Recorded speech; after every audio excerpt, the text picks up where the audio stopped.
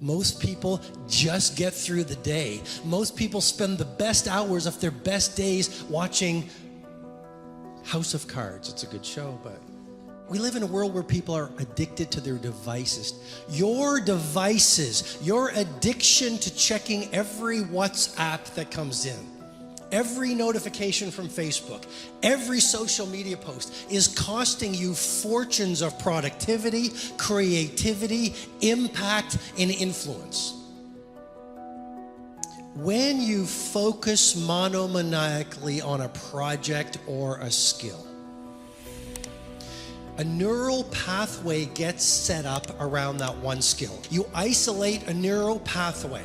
Every time you practice your skill, whether it's leading, whether it's innovating, every time you turn off your phone, you get away from distraction, because every genius has one thing in common: extended periods of time away from distraction and interruption.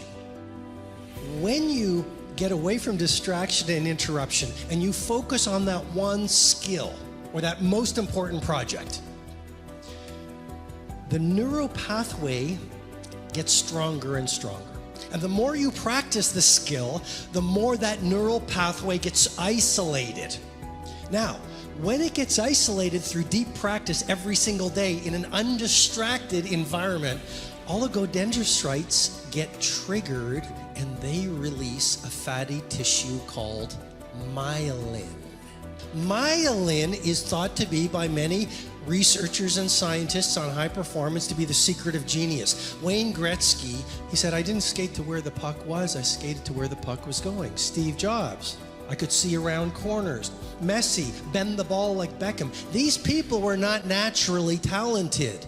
They stripped away distraction. They develop a monomaniacal focus on mastery. They did it over an extended period of time. And what happened? Their brain kicked in to create a pharmacy of mastery that every single one of you in this room has. Anders Ericsson actually says it well. He goes, "You know what? Picasso and Mozart and Messi and Federer, those people are gifted, but you have the gift too." Because the gift of genius is a brain that can adapt through practice and focus. It's called what? Neuroplasticity. You all have that gift. And if you want to have the results only 5% of the population has, you've got to be willing to think and behave like only 5% of the population.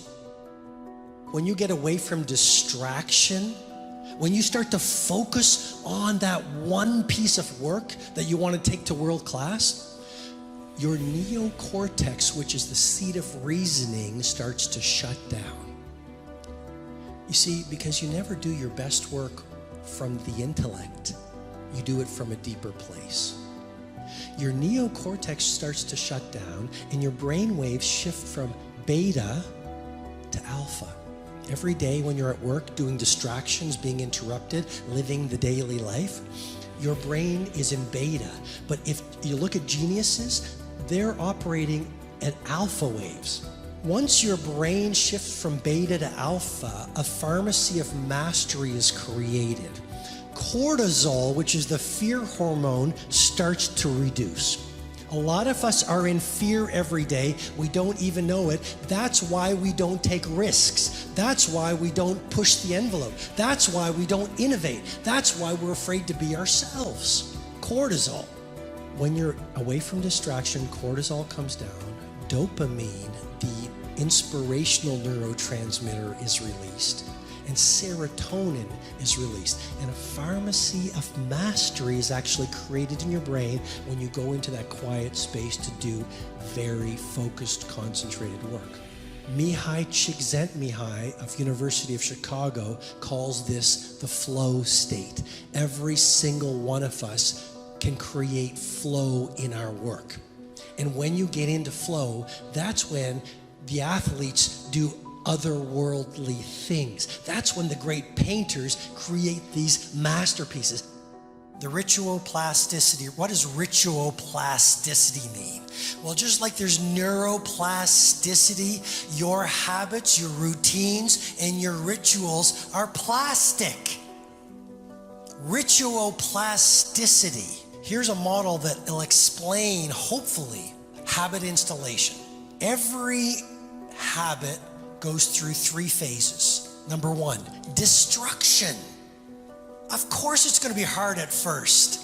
You're destroying your neural pathway of the old habit and the emotional architecture of that old habit. Every routine or ritual or habit goes through, number 1, destruction. Approximately 20 days. 66 days to install. Look at this, from the starting point to anything you've learned today you want to install as a habit, from 0 to 66 days. At 66 days, you will reach what researchers call automaticity. It'll be easy. You'll get up at 5 a.m. automatically. You'll journal, go the extra mile, practice your craft automatically. But you have to stay with it for 66 days. First 20 days approximately is phase number 1, destruction. Phase number 2, confusion. After you've destroyed it, it's like a renovation. There's a mess. Now you're confused. It's normal if you're confused. If you're confused, you're still thinking for yourself. If you're confused, it means you're growing. Society says, what's wrong with you? You're confused all the time. I'm suggesting to you, you're confused all the time because every single day you're disrupting who you used to be yesterday. And of course, society doesn't understand you. To have the results very few have, you've got to live and behave like very few do. After confusion, stage number 3, the final 20 days approximately, integration. Integration of the new habit. Destruction, of course it's going to be hard for 20 days. Confusion, phase 2, messy in the middle. You're going to feel like giving up. This won't make sense. It's new to you. Finally, integration. You get to automaticity. It becomes a part of your new belief, your new way of being. It becomes easy. Here's the fascinating thing. You only use willpower until you get to automaticity. This is the secret of the great athletes. They are spending all this energy on willpower just to install the routine. Once the routine becomes automatic, the exciting thing is they free up their willpower for their next routine to be installed. Don't watch the news. Don't populate your life with energy vampires. Turn off your notifications and go dark for a significant period of time. But please, install a tight bubble of total focus, at least for 2 or 3 hours every single day. Game changer. You can be world class, you can fit in with the world, you don't get to do both. And if you do these kinds of things I'm teaching you, the world will call you eccentric. This is where you got to develop the interior core where it doesn't matter if people call you crazy. One of the things limiting you from your income, your impact, a world-class life. You care too much about what people think about you. Most people on the planet today are followers. How many people do you know think for themselves? How many people do you know are originals? Most people have not even made the time to think alone. What food do I like? What are my top values? What is real leadership for me? What are my true measures of success? What are the books I like versus the person I follow on the social media? It is rare to see a woman or a man thoughtful, deep, thinking for themselves. Most people don't think for themselves.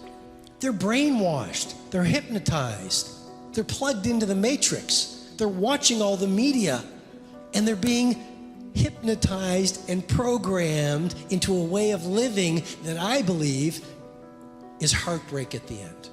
We all, according to science, so if you don't want to believe it, that's fine, but according to science, we can do world-class work. According to science, we all have genius within us. But here's the thing I want to challenge you with. We all want genius, we all want to be world class, we all want to be great leaders, and we all want to live meaningful lives.